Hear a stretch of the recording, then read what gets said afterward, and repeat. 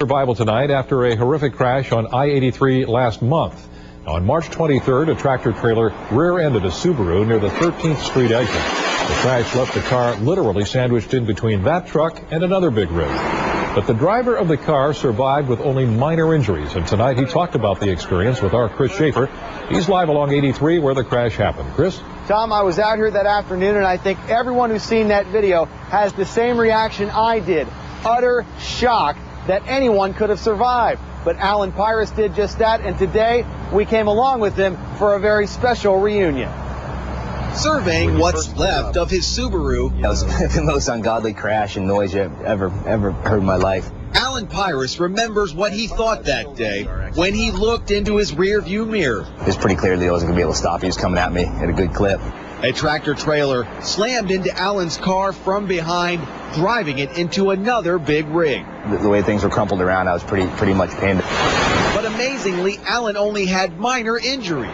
Among the first rescuers on the scene, Saul Alertis. They hadn't seen each other since the crash until now. So I want to say thank you. I appreciate it. Absolutely. It was, you guys did a great job, you know. Saul knew the crash involved a car and a tractor-trailer before he arrived. When we rolled up and saw only the tractor-trailers, we kind of looked over and, my gosh, is there a car in there somewhere? Alertis quickly found out that Alan Pyrus could talk to him.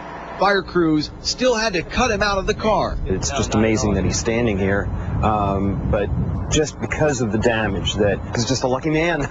Lucky and well aware that if anything had happened differently that day, he could have been killed. So I definitely feel lucky. I feel like there's obviously a purpose that I'm here. I'm not sure what it is, but I'm not going to be lax trying to find out what that is. This is the third time Alan has visited the junkyard to see his car. The first time, an employee came out to meet him. He wanted to shake the hand of the luckiest man alive.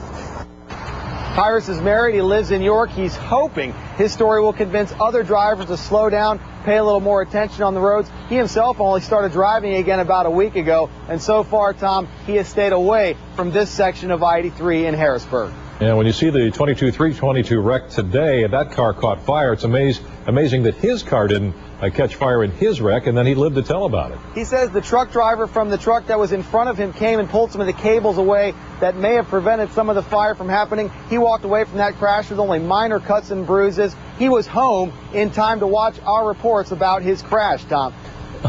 Unbelievable, Chris. Thank you. Chris Schaefer on I-83 tonight. And now that the primaries are over,